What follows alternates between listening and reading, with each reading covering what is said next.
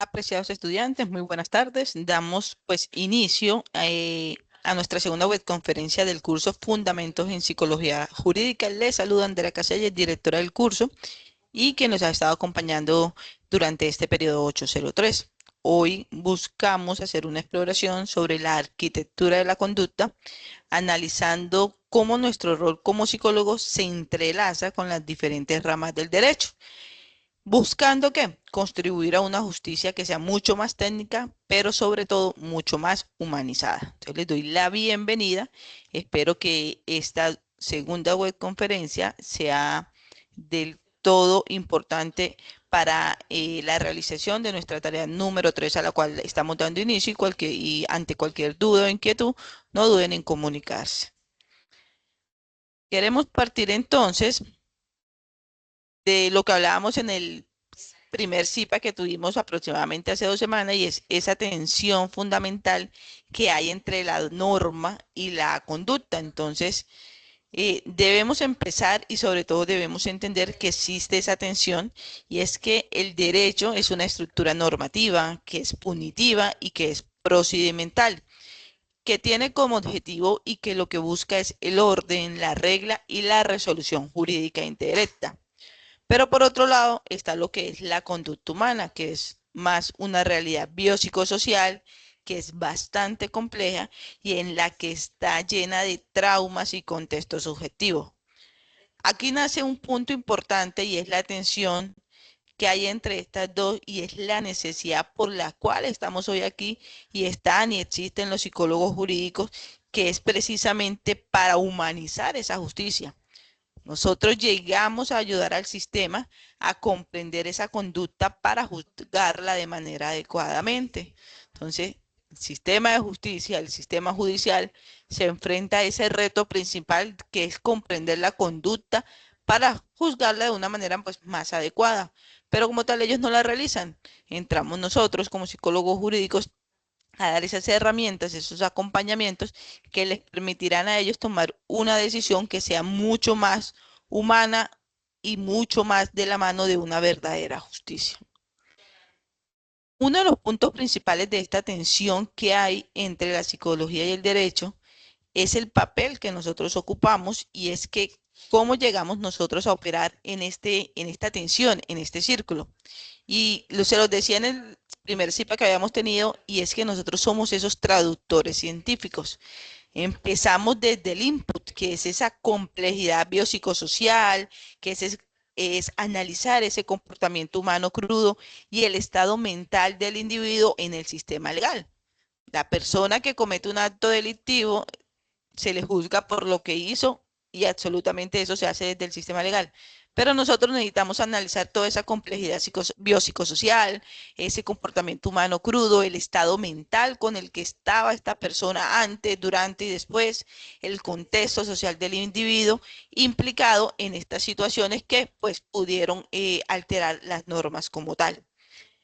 Y hacemos una lectura, hacemos un procesamiento, utilizamos lentes psicojurídicos donde vamos a decodificar ese comportamiento mediante ¿qué? Evaluaciones rigurosas, entrevistas y pruebas que ya han sido validadas para este tipo de casos, para llegar al output, que es donde tenemos esa evidencia científica y ese apoyo técnico en forma de peritajes. Hay algunos conceptos que a lo largo de este encuentro vamos a ir definiendo para que ustedes en nuestra próxima tarea y a los que van a continuar en esta rama, pues puedan entender y puedan saber qué conceptos manejarlos y en qué momentos hacerlos. Entonces, como les decía, vamos a tener esa evidencia científica y ese apoyo técnico en forma de peritajes que el juez va a poder usar para tomar unas decisiones más informadas. Tengan algo muy presente, chicos, y es que nuestro rol no es como tal juzgar, sino que lo que buscamos es traducir la conducta humana en evidencia técnica que el sistema judicial pueda procesar. Como yo, como psicólogo jurídico, le entrego al juez el informe técnico del proceso realizado con esta persona que cometió un acto delictivo, al cual se le hicieron entrevistas, se le aplicaron pruebas, se le hizo un acompañamiento, y por ende se puede tomar una decisión, ya sea de qué tipo de condena se le puede aplicar o si es inimputable. Todo esto para llegar a un punto muy importante y es el cumplimiento y el propósito de nuestro RAD 2, nuestro resultado de aprendizaje, y que se va a construir a partir de un puente interdisciplinar a partir de 4 ejes importantes: la articulación legal, las herramientas de actuación, los cimientos éticos y los retos contemporáneos. En la articulación legal lo que miramos y lo que buscamos es comprender las ramas del derecho. Recuerden que siempre estamos buscando esa interdisciplinaridad, psicología, derecho, y por tanto debemos conocer y comprender las ramas del derecho y la manera en que nosotros hacemos parte de ella.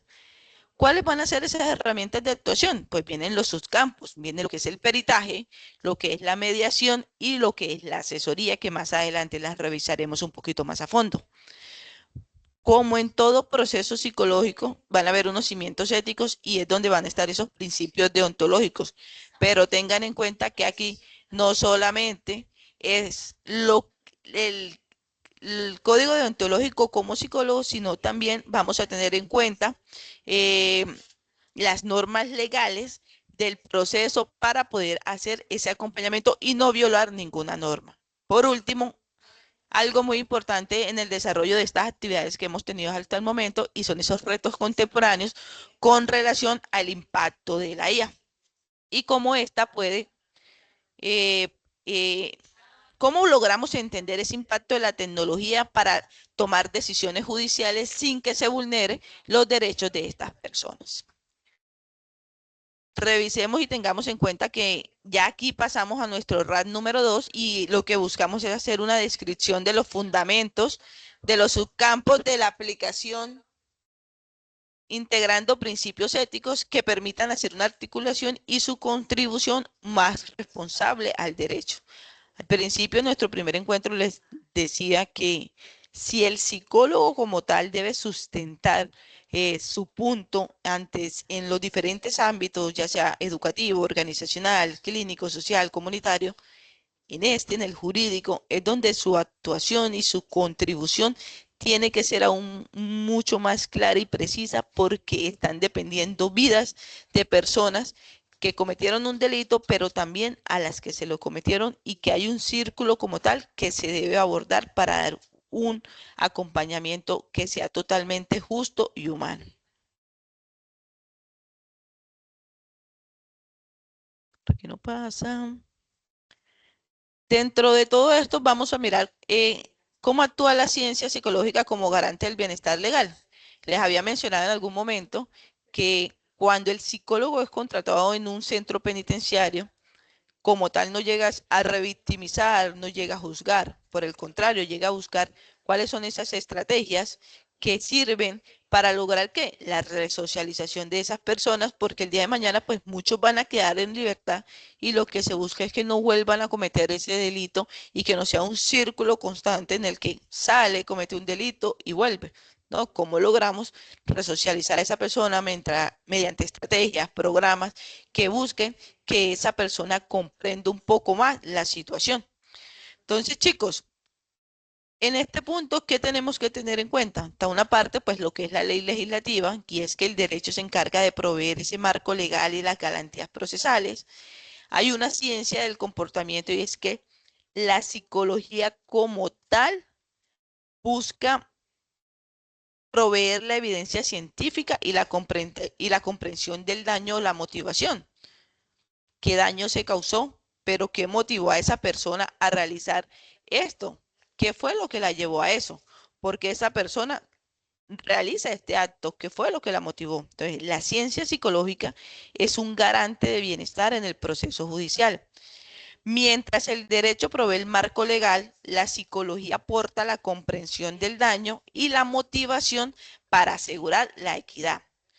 ¿Qué buscamos con la psicología? Buscamos evitar la revictimización y entender el génesis del delito con un fin y con un objetivo claro. Diseñar mejores intervenciones que apunten a la calidad de vida y a la restitución social. Entonces, eso es lo que buscamos desde la psicología como garante de bienestar Hola Luis Carlos, muy buenas tardes. Solange, muy buenas tardes. Me confirma que me están escuchando. Hola, profe, sí se escucha. Listo. Bueno, ya habíamos iniciado, pensé que nos iban a alcanzar a conectar, entonces queríamos como dejar la grabación para que lo tengan en cuenta para la tarea número 3. Entonces, cualquier duda o inquietud me puedes levantar la mano y pues vamos conversando en el transcurso de este encuentro. ¿Listo? Listo, profe.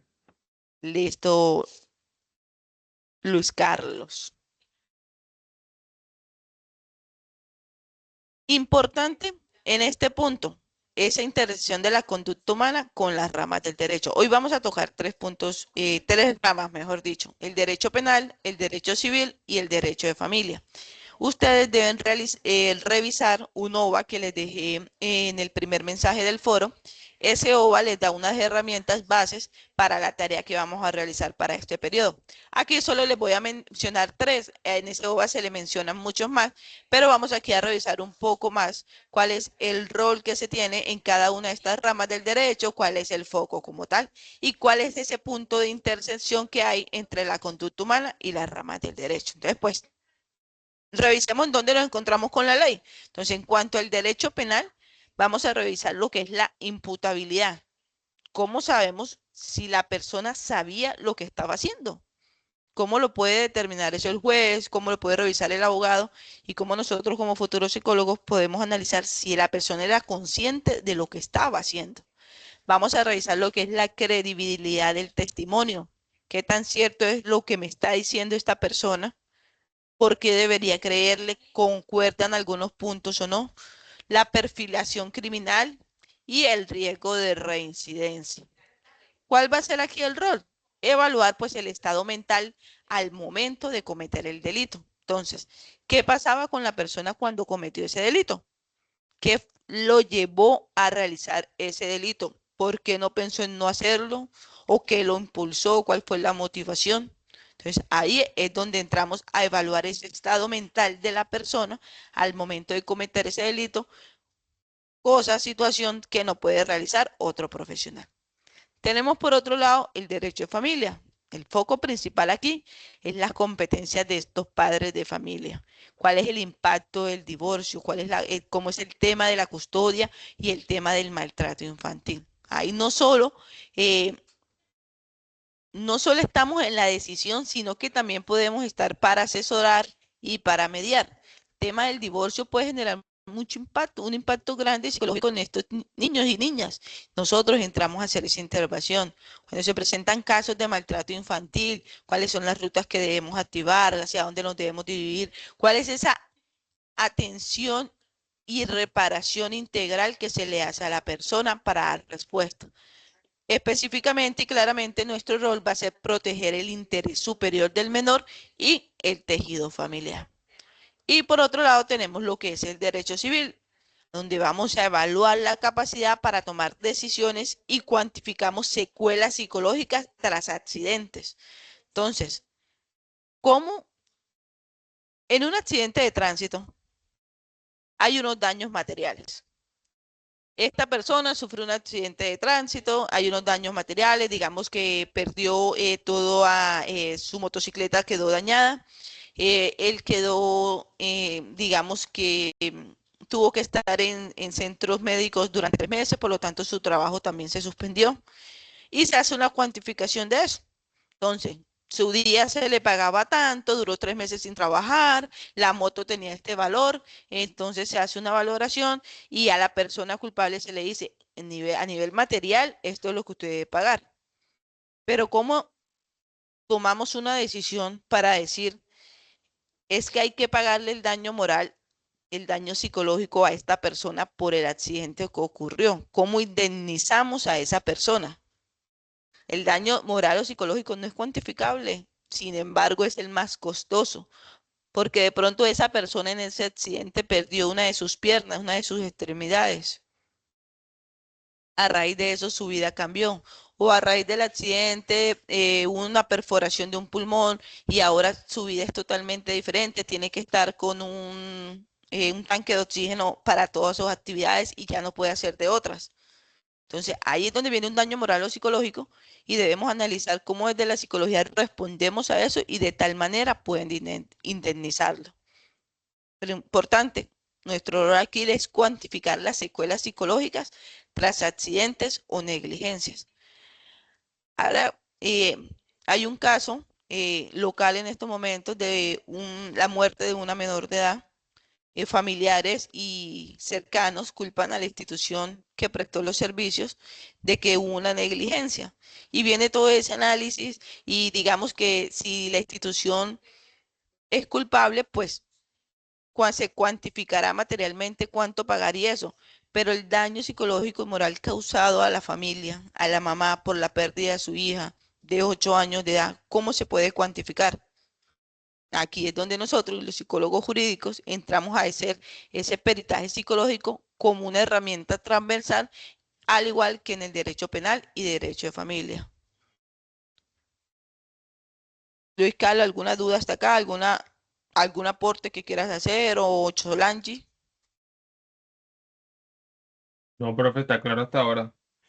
Gracias. Listo, Sí, listo, profe, clarísimo hasta ahora la explicación. perfecto.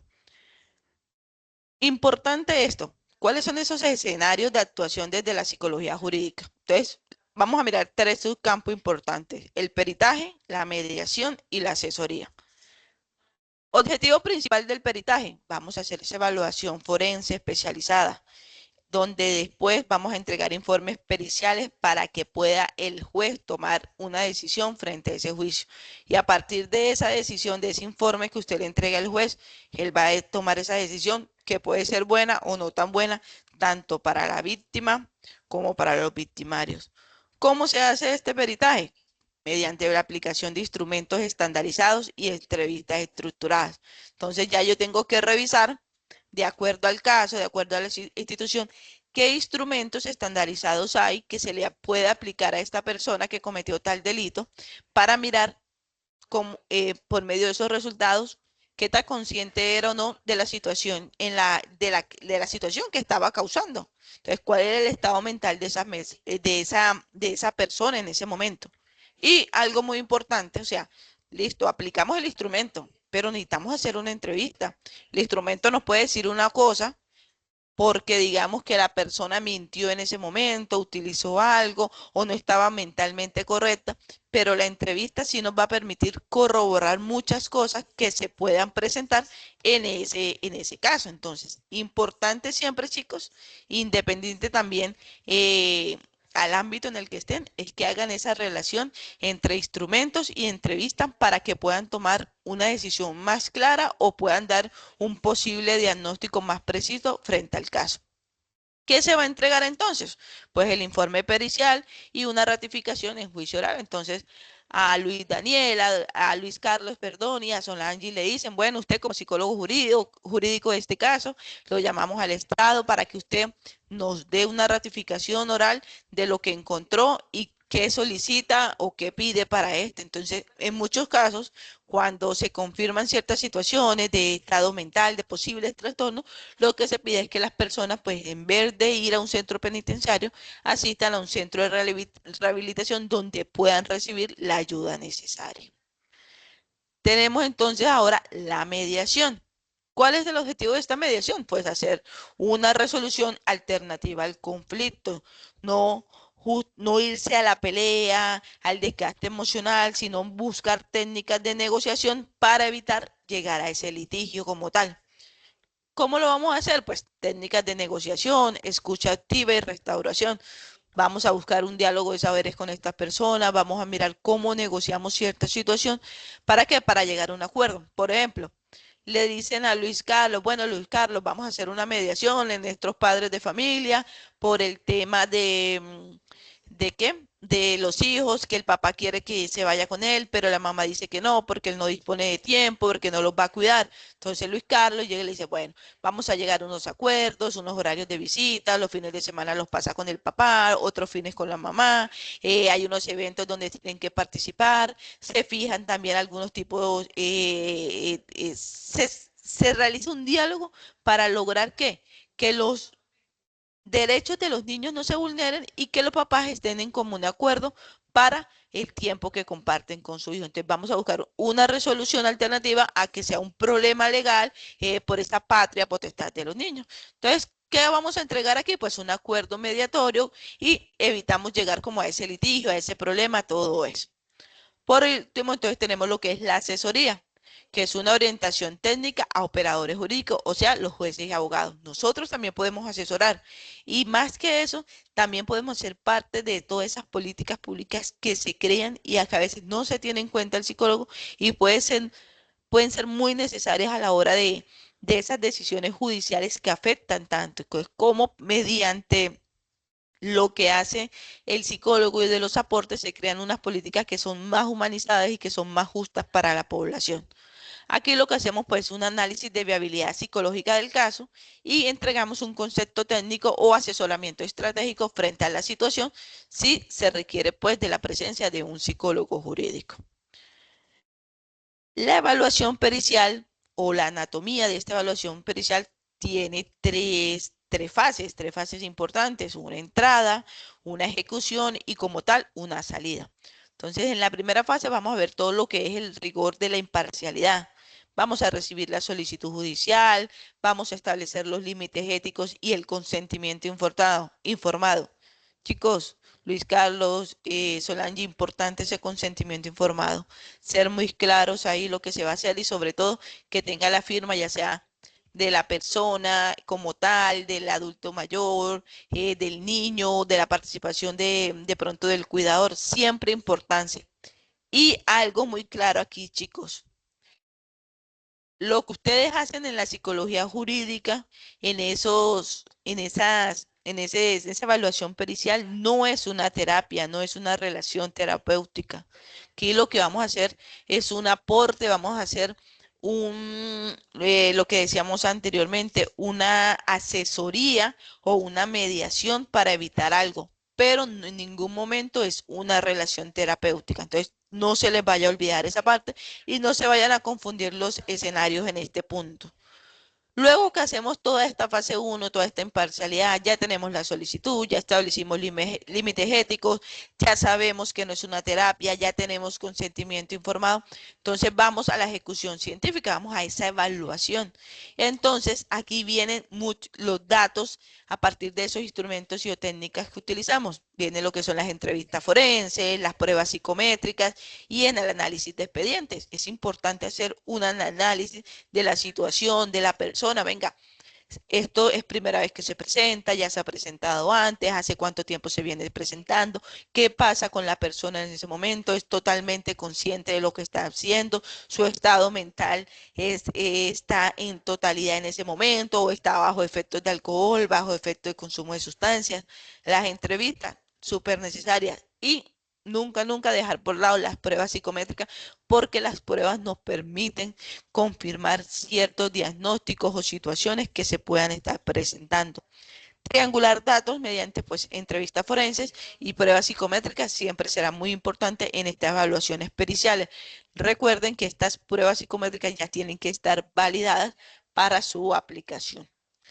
Y en la fase 3 pues tenemos lo que es la salida y la defensa, como la parte del testimonio. Ya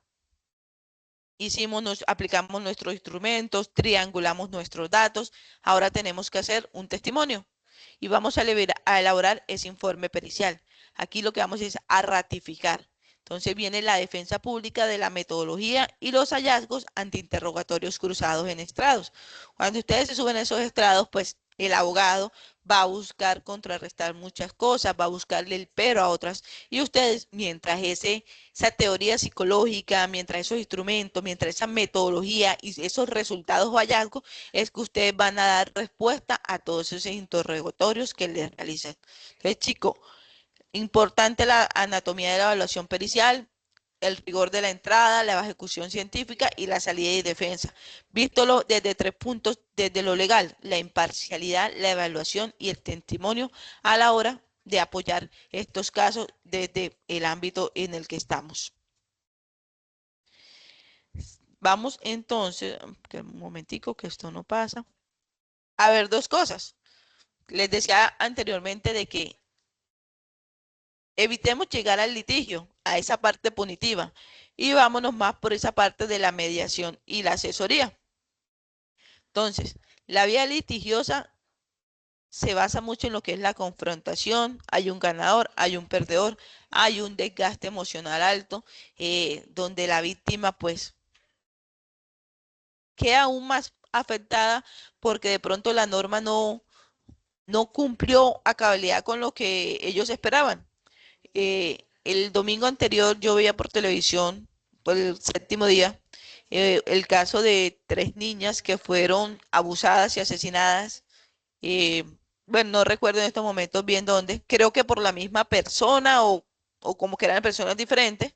eh, y al final esta persona, pues, en uno de los casos fue detenida, está condenada a 58 años de prisión y hablaban con la mamá.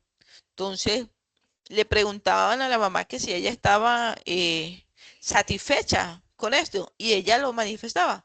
Legalmente estoy satisfecho porque él está preso, está pagando eso, pero no es lo suficiente. No es lo que de pronto ella hubiese querido, esperado, porque igual esos 58 años él sigue vivo, de pronto con su familia, o sea, haciendo una vida. Pero ella perdió a su niña y creo que era, si no estoy mal, una niña de 9 años. Y es lo que hablábamos ahorita hace poco sobre ese daño psicológico, sobre ese daño moral. ¿Cómo se responde o cómo se da una reparación integral a esa mamá? ¿Cómo se le puede desde la psicología dar una respuesta a esa situación en la que ella perdió a su hija, que ya no la va a volver a ver y que de una u otra manera fue una muerte trágica? Su hija sale de su casa, nunca vuelve, la encuentran violada, la encuentran asesinada, la encuentran casi como a los 18 días después de una búsqueda intensiva. Entonces, ¿cómo se da una respuesta a eso?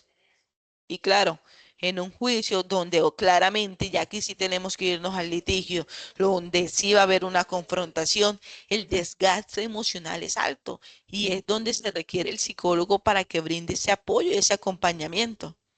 No es solamente buscar un culpable y al que es condenado y ya.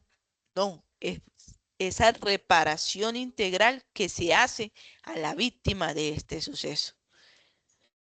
A veces buscamos evitar llegar a ese litigio en casos donde se amerite. En estos casos que les comentaba ahorita, pues lamentablemente es imposible hacerlo. Pero como habrán casos en los que sí se puede llegar al litigio, como el caso que les decía de los papás que se van a separar y cada uno quiere que la custodia de su hijo y el papá esto y la mamá aquello. Entonces, ¿cómo logramos evitar llegar a esa confrontación, a generarle más problemas psicológicos a los hijos? Por medio de la mediación y la asesoría. Entonces, por la mediación, pues lo que se fomenta es una mayor responsabilidad, se busca restaurar el daño y devolver el control a las partes, que cada parte tenga una posición y tengan pues un acuerdo, una mediación en la situación que se está manifestando. Ustedes como psicólogos, pues lo que hacen es facilitar el diálogo y no van a imponer ningún tipo de solución. Aquí en este caso, ustedes tienen que dejar que ellos lleguen a un acuerdo para que se logre esa mediación. Y por otro lado, pues tenemos la asesoría técnica. El psicólogo, en este caso ustedes, pues van a actuar como arquitectos en la sombra. Van a guiar a los abogados sobre qué preguntar a un niño testigo o cómo interpretar el comportamiento de la contraparte sin sesgo. Muchos casos, los abogados deben hablar con niños que son testigos de ciertas situaciones y no tienen las competencias, no tienen las herramientas para poder llegar al niño y lograr que este niño pues eh, haya un rapport como tal y donde él le pueda contar qué pasó y cómo sucedió. Entonces ahí es donde ustedes van a servir de guía para que ese abogado encuentre las palabras de cómo realizar esa entrevista a estos niños o, como les decía, cómo interpretar ese comportamiento de la contraparte frente a determinadas situaciones. En todo esto, chicos, hay algo importante en nuestro proceso y es nuestra ética jurídica, que es nuestro escudo, es quien nos respalda es nuestro escudo protector y es esa ética psicojurídica que tenemos los psicólogos.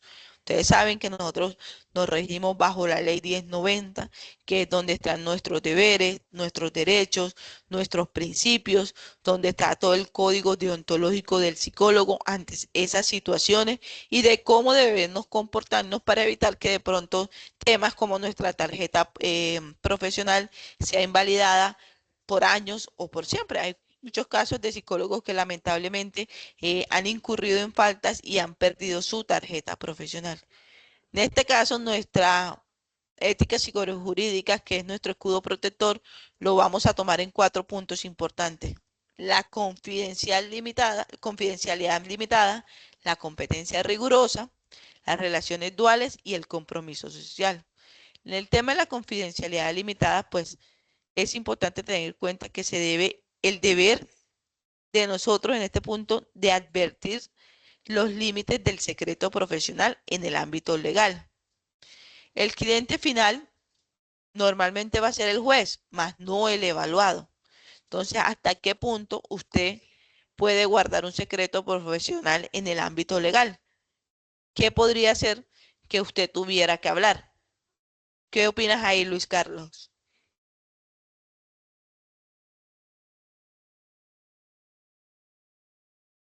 Luis Carlos se nos ¿Cómo, fue. profe? Luis, ¿qué crees tú que cuál sería un punto en el cual en el secreto profesional tú deberías, digamos que violarlo, que te tengas que contar algún secreto profesional en este ámbito legal porque de una u otra manera está afectando algo? ¿Qué crees tú que cuál podría ser ese tipo de secreto profesional? Cuando esa información sea necesaria como para dar solución o darle continuidad al caso. Por ejemplo, Es que una persona involucrada venga y me diga que no, que estuve encubriendo a otra persona, o que está ocultando pruebas que pueden ayudar a encontrar realmente cuál fue el motivo de lo que sucedió. Entonces ahí siento que el psicólogo tiene el deber de violar de pronto esa norma. Exacto, muy bien.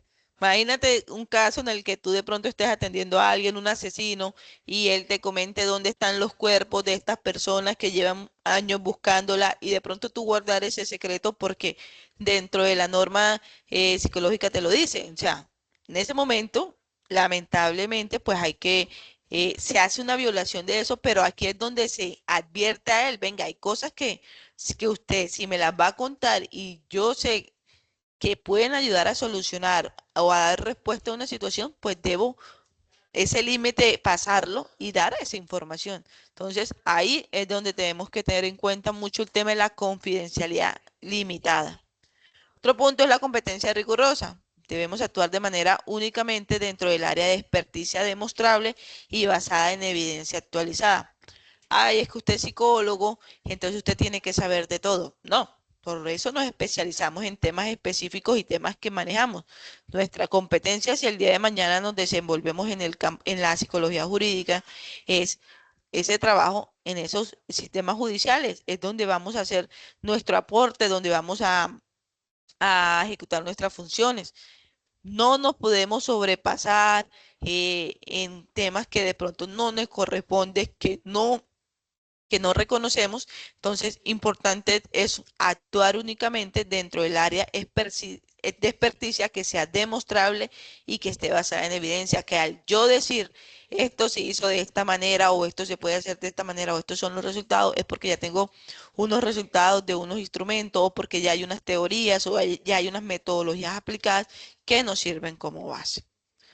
Tenemos las relaciones duales, que es la estricta separación entre el rol terapéutico, que es esa parte más clínica, y el rol forense. No se puede ser el terapeuta y el perito de la misma persona. Entonces hay muchos psicólogos que son asignados a un caso como peritos, pero también ejercen en la función como psicólogos clínicos. Eso no se puede hacer, se los decía anteriormente. Son dos cosas que deben separar.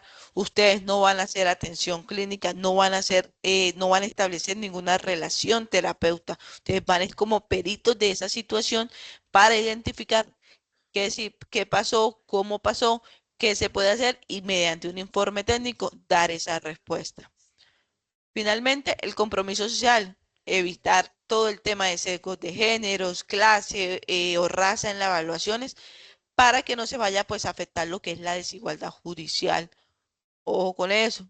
A veces es ilógico de pronto manifestarlo y decirlo en este momento porque se supone que el psicólogo no juzga, que el psicólogo tiene que ser inclusivo, no tiene que fijarse en género, clase o raza, pero hay sucesos, hay situaciones, experiencias donde se ha presentado y en estos espacios como el sistema judicial, donde hay diferentes personas con situaciones delictivas, pues eh, fijarse en sesgos como género, clase o raza, pues no va a permitir que llevemos a un justo que sea humano y justo para ellos. Entonces, chicos, importante estos 4 puntos desde la deontología como nuestro escudo transversal desde la psicología, el tema de la confidencialidad limitada, las competencias rigurosas, las relaciones duales. Aquí somos psicólogos jurídicos, no somos clínicos, no hacemos ningún tipo de atención clínica y el compromiso social que tenemos. Nada de fijarnos en raza, nada de fijarnos en géneros o en clase.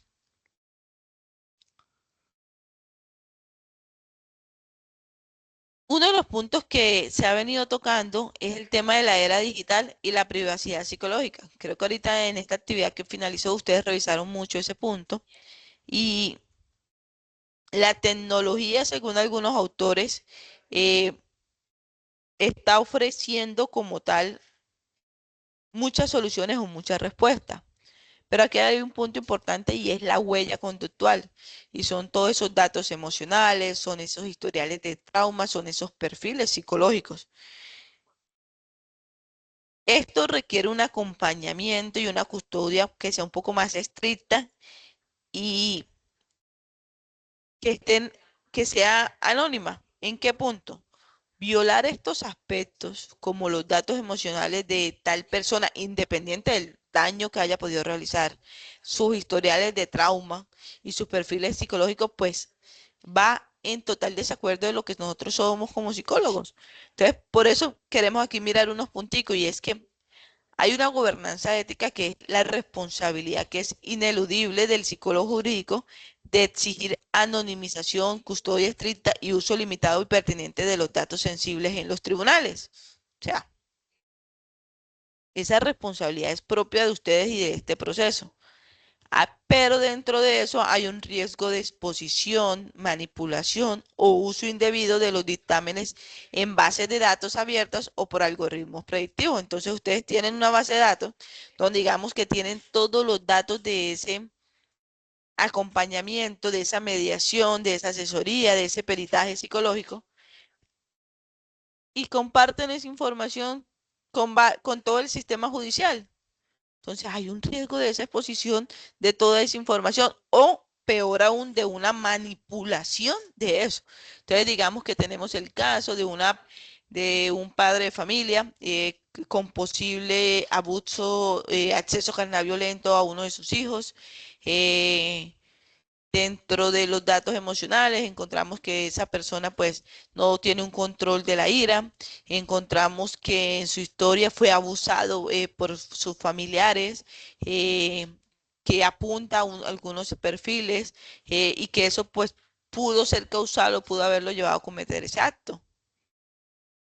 Es una posibilidad, pero eso está expuesto y es algo que solo debe manejarse entre ustedes y la víctima o el agresor en este caso. Y de pronto llegó una persona y modificó esa información y a partir de eso se tomaron decisiones. Entonces se pierde la rigurosidad del caso. Aquí es muy importante el tema de la privacidad psicológica y es que se debe tener mucho cuidado con esa información, chicos. Eh, Ahorita que mirábamos el tema de la confidencialidad, uno le deja muy claro a su paciente, en este caso, o a quien va a atender, a quien le va a prestar ese servicio psicológico, de que la información que está ahí no va a salir de ahí. Pero con la era digital en la que nos encontramos, pues se han presentado situaciones donde esa información por medio de bases de datos abiertas, pues se pierde o las conoce más gente. Y en ese momento lo que se ha logrado establecer con ese paciente, pues también se pierde porque la persona lo que va a decir, violó mi intimidad, mencionó temas que yo nunca había hablado con nadie y que de pronto le comenté a esta persona porque me dio la confianza, porque quería trabajar en ese trauma, porque estábamos realizando una serie de estrategias, pero se violó ese principio ético.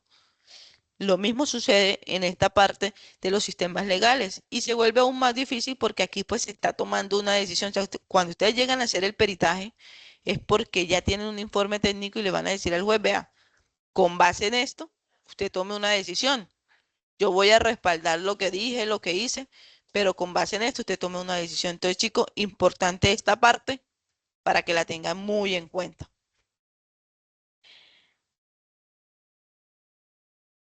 Para ir cerrando, quiero que tengan esto presente y son 4 puntos importantes. La base, el qué, el dónde y el futuro. La base de nosotros es nuestra ética deontológica, nuestro escudo protector y nuestros límites. Ahí está lo que podemos y lo que definitivamente no podemos hacer. Está el qué, que son nuestros escenarios, el peritaje, la mediación y la asesoría. Están esas ramas del derecho que es el dónde, donde nos metemos ahí en las leyes, como es el derecho penal, el civil y de familia, entre otros que ya ustedes revisarán un poco más a fondo en el OVA. ¿Y cuál es el futuro? La tecnología, la integración responsable de la IA en todos estos procesos. ¿Todo eso para qué? Para que sigamos siendo traductores científicos que buscamos bienestar humano. Chicos, no se les olvide esto, la psicología jurídica no es un conjunto de tareas que están aisladas.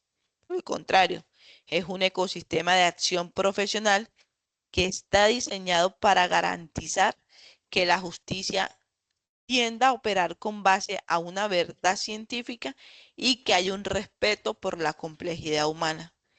Lamentablemente hay muchos actos que se cometen bajo estados, ya sea por consumo de sustancias, consumo de alcohol, hay una alteración de la mente, o hay posibles trastornos que no han sido diagnosticados, como hay otros que se cometen en total sentido. Entonces, en este punto, nuestra función es identificar cuando esa persona cometió ese acto, si era consciente de lo que estaba haciendo e identificar por qué lo hizo, qué lo motivó a hacerlo, si ya se había presentado o si era primera vez y analizar todo eso a raíz de instrumentos, a raíz de entrevistas y a raíz de expedientes que nos permitan darle al juez con mayor claridad un concepto técnico de la situación que se está presentando. Al final, pues vamos a revisar lo que es un poco, es lo que van a hacer en la tarea 3. Deben hacer una matriz comparativa, van a seleccionar unas ramas del derecho y van a determinar cómo se articulan estas como la psicología. Importante, utilicen muchos de los conceptos que hoy manejamos, peritaje, asesoría, mediación. Eso como primer punto. Como segundo punto van a hacer un podcast, que creo que es entre 3 y 5 minutos. Van a hablar un poco de la teoría. ¿Qué es importante en esto? Que de pronto no estén leyendo, o que lo que lean pues sean puntos ahí claros, pero este, revisen muy bien que ese podcast sea muy interesante y que tenga la participación de todos. Recuerden que esto es un trabajo colaborativo. Todo esto es grupal. Importante que vayan realizando aportes en el foro, que respondan a los comentarios de sus compañeros. En la tarea 2 que realizaron hubo un trabajo muy colaborativo, muy chévere, hubo mucha participación, hubo mucho debate frente al tema de la psicología jurídica, de la IA, de los fundamentos. Entonces, la idea es que para esta actividad número 3 también sea así, cual recuerden que esta actividad es un poco más corta, que ya prácticamente nos queda esta y la próxima para cerrar este periodo y pues puedan aprobar su curso. Cuando iniciamos les decía que el título de esta web era que somos los arquitectos de una justicia humana y quiero que vayan con esto y lo tengan muy presente. El derecho dicta la norma, pero es la psicología la que dota al sistema judicial de los anteojos necesarios para ver al ser humano detrás del expediente. Chicos, su responsabilidad futura no es solo evaluar la conducta, sino garantizar que la ciencia psicológica sirva como el puente definitivo hacia la equidad, el bienestar y la restitución social.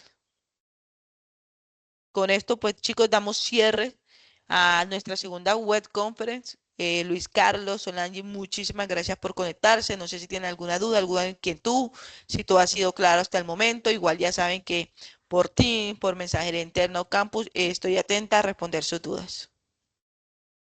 Profe, Gracias, buenas profe. tardes. Yo tengo una consulta respecto. Nosotros ya empezamos como desde ayer a armar como la especie de matriz como creímos nosotros que debería haber sido. O sea, digamos que tenemos puntos claros acerca de los subcampos y lo trabajamos con una serie de preguntas para responder en la matriz. Entonces quisiera saber si le podemos compartir, me imagino que por el foro, cómo, pues todavía todos no hemos respondido a la matriz porque digamos que todos hemos leído los materiales porque tenemos que sacar de todos los materiales un poquito, pero digamos que nos dividimos los temas para que la apuesta fuera más, que por ejemplo alguno hable de un subcampo y otro hable de otro subcampo de todas las preguntas que nos hicimos para también empezar a mirar con el podcast cómo lo vamos a realizar, porque pues un minuto es muy poco tiempo para desarrollar una idea tan grande, entonces estamos intentando como sacar las mejores ideas de cada subcampo para poder responder estas preguntas. Entonces, no sé si compartimos, así no la hayamos respondido todos los compañeros, si podríamos compartir la matriz como en el foro y usted nos dice si estamos en la dirección correcta, porque veo que sí tenemos cosas de lo que se habló aquí en la web, pero no sé si vamos de pronto por buen camino. A ver si podríamos ponerlo entonces en el foro para que usted nos pueda colaborar diciéndonos si sí, para seguir por este camino y poder hacer el podcast de la mejor manera. Sí, claro que sí, Solange, compártanlo. Bueno, yo les cuento, yo soy la primera vez que soy directora del curso. Esta guía fue diseñada por la directora anterior. Entonces, sí, como propuesta, pienso que es necesario que en ese punto de la matriz vaya el modelo de qué debe ir la matriz o cómo debe quedar. Entonces, sí me parece muy al lugar lo que estás mencionando. Compártanlo en el foro, revisamos bien qué es lo que menciona la guía y pues tratamos de que los aportes sean de acuerdo y pues que cumplan con lo que solicita. Entonces no hay inconveniente por eso, pueden compartirlo.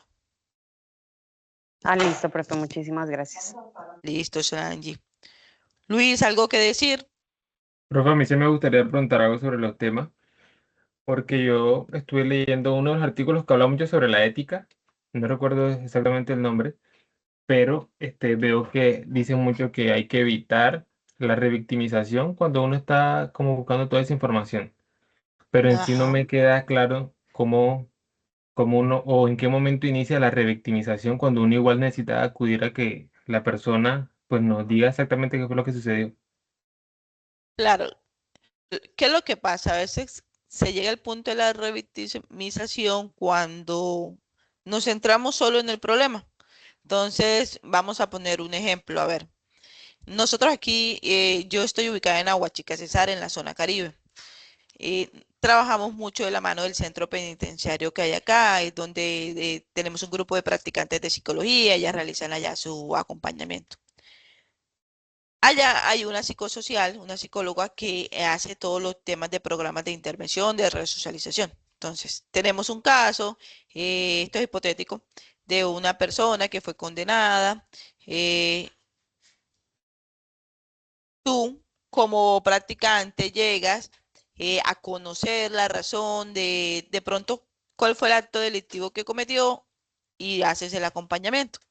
Pero resulta que en cada sesión que te encuentras con esta persona, lo que sucede es que no hay un avance, sino que es el mismo círculo de esto fue lo que yo hice, viene el tema del llanto, de las emociones, de la tristeza, de la ira, este, por parte tuya lo que hay es como hablando de que tú en tu rol de psicólogo no estás cumpliendo lo que tienes que hacer, sino que estás revictimizando a la víctima.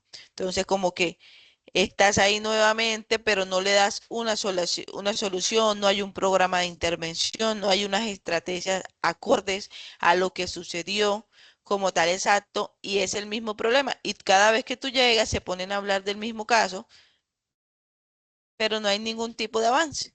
Entonces empezamos a revictimizar a la persona o a decirle, este, no es culpa tuya, la culpa es del otro, tú solamente reaccionaste fue por impulso, porque no controlaste y nos quedamos ahí.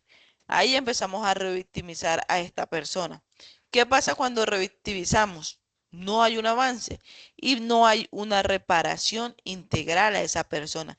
Si nos quedamos como tal en ese problema, en lo que le genera en ese momento, pero no lo que viene después ni lo que pasó antes, pues no va a haber un avance como tal. Hay un punto muy importante en estos aspectos y es qué pasa con esa persona cuando comete el acto, qué pasó antes y qué pasó después, cómo se sentía, si era consciente de lo que estaba haciendo. Entonces, la persona te dice a ti, no, Luis Carlos, pues yo tenía mucha rabia y cometí ese delito. Digamos que maté a mi esposa. ¿Qué es para ti rabia? Puede que para mí rabia sea una emoción diferente que lo que es para ti. ¿Y qué es sentir rabia? Yo puedo sentir rabia y lo que hago es gritar o me quedo en silencio. Pero para esta persona sentir rabia es agredir a otro. Entonces, es importante que tú como psicólogo definas qué siente la persona durante el acto, qué pasó antes y cómo se sintió después, hacia dónde vas a enfocar esa intervención que vas a hacer. Ya conoces la situación, ya te dijo, no, maté a mi esposa en un momento de rabia porque la encontré siendo mi infiel. ¿Cómo harías tú la intervención? ¿Qué viene ahora? O sea, ¿qué le dirías ahorita? ¿Qué procedería? Porque tú tienes que ir a visitarla, digamos, cada 15 días al centro penitenciario.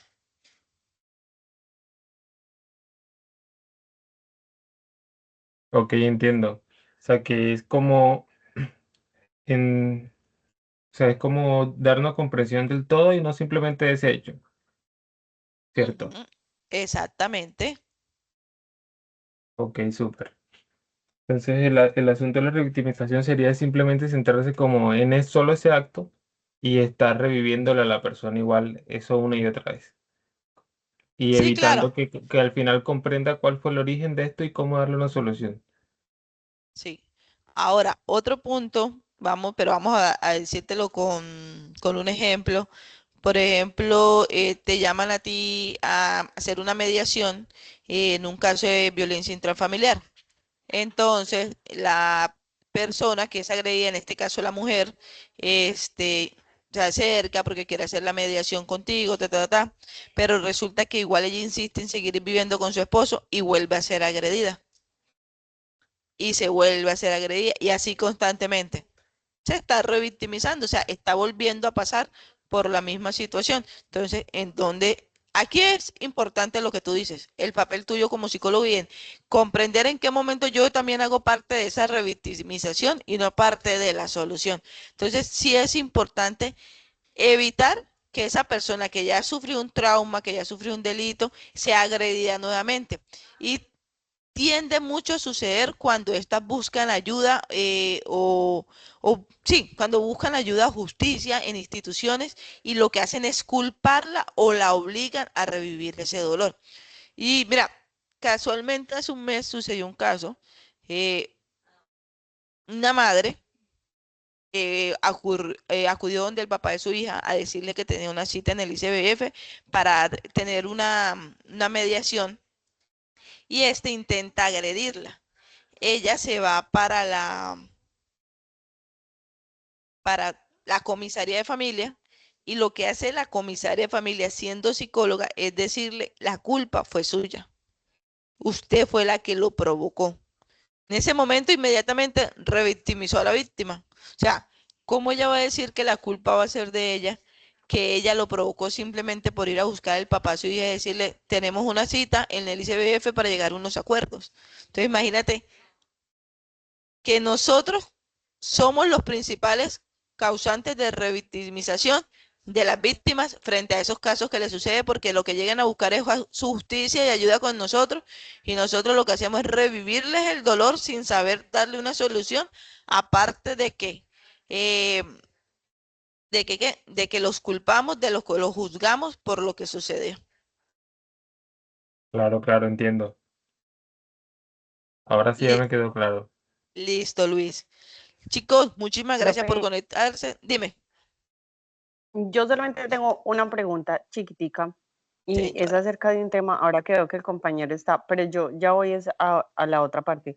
Cuando uno hace un peritaje y uno saca cierta cantidad de información para poder hacer como dar su análisis y utilizar pues esta información.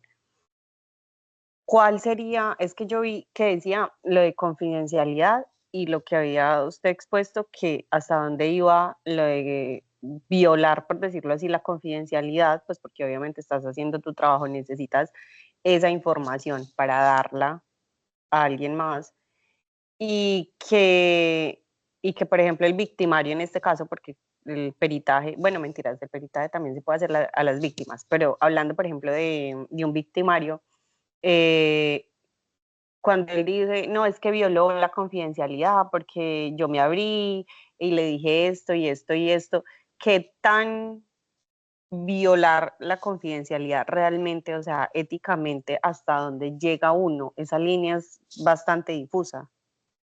Exacto. Por eso se los mencionaba ahí, y es que en este caso la confidencialidad no aplica igual que en una terapia tradicional. ¿Por qué? Porque pues en esa terapia en atención clínica usted le dice, yo no voy a decir lo que usted haga a menos que lo que usted me diga a mí le haga daño a usted o a otra persona. Entonces yo estoy en una atención clínica y llegó mi paciente y me dijo, no, es que yo me voy a suicidar mañana. Listo, fue algo que quedó en el aire, puede ser una idea suicida, pero llegó hasta ahí y no pasó. Muy diferente a que llegue y les diga, psicóloga Solange, doctora Solange, yo mañana a las 7 de la noche en el parque tal me voy a suicidar de esta manera. Ya ahí hay una construcción, ya ahí, o sea, ya pasó de ser una idea y lo va a hacer. Entonces, ya tú tienes que conocer esa red primaria, esos vínculos y puedes avisar de lo que va a suceder. O te dice, eh, tienes un paciente con un trastorno celotípico y te dice, no, yo mañana voy a matar a mi mujer que va a estar en tal lado a las 7 de la noche, le voy a hacer esto, esto, esto. Ya tú tienes que avisar de eso. Ahí es donde tú la puedes violar. Ya tú sabes que ese es el punto donde la puedes violar. De resto, no hay, digamos que, otra causal que te implique hacer eso. En el caso del peritaje, tú sí estás obligada a revelar esa información necesaria al juez y a las partes del proceso judicial, ya que este informe como tal se convierte en una prueba y no es una historia clínica. O sea, por eso les mencionaba, hay una separación. Una cosa es la atención clínica por la parte psicológica y otra cosa es el peritaje que ustedes realizan. Entonces, tú vas a hacer un peritaje de un caso y aplicaste unos instrumentos, hiciste unas entrevistas y encontraste eso. En ese punto, la confidencialidad es totalmente diferente a lo otro, porque ya esto y tú tienes que decirle al juez, venga, se hizo esto y se encontró esto. Aquí se entrega la prueba y no, y con esto es que ellos van a tomar una decisión. Entonces son dos cosas totalmente diferentes. En una estás obligada a guardar silencio, a tener esa confidencialidad, porque pues hay algunos casos, pero ya sabes que ante algo que se cause daño o le cause daño a otra persona, puedes hablar. Pero en el caso del peritaje, tú estás obligada a comentar lo que encuentres en ese peritaje que hiciste. O sea, aquí tú sí le vas a decir, venga, lo que usted me va a decir aquí, dependiendo de lo que sea, puede que se hable. Por eso se habla de confidencialidad al límite, porque es que en este caso tú, esa información te va a servir ya sea para que hagan tomen una decisión judicial, sea buena o no tan buena para la persona, porque igual tú ahí pues no estás ni defendiendo ni estás como terapeuta, tú estás brindando un servicio desde el peritaje para decir si esta persona es inimputable o no de esa situación, que era lo que hablábamos al principio, qué tan consciente es la persona de lo que está haciendo en ese momento. Entonces ahí tú hiciste el peritaje y encontraste que esa persona sí era consciente del asesinato que estaba haciendo, entonces que por ende puede ser juzgado.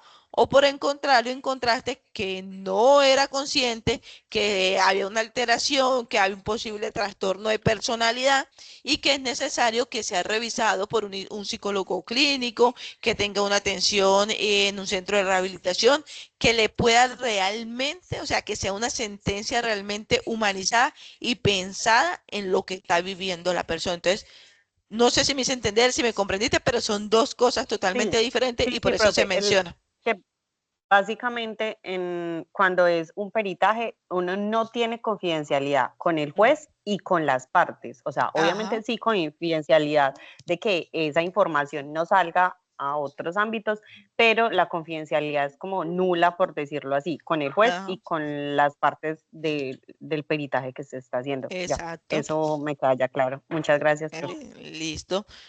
Listo, Luis. Solange, muchísimas gracias a ustedes. Pues quedo atenta a sus aportes en el foro. Cualquier cosa por ti también estoy atenta. Les agradezco por conectarse. Nos queda pendiente el segundo CIPA, es el último encuentro ya que tendremos del curso como tal. Entonces, pues les estaré enviando la invitación la próxima semana y que tengan una muy buena tarde. Gracias. Muchas gracias, Gracias, profe, y profe. Hasta descanse. luego.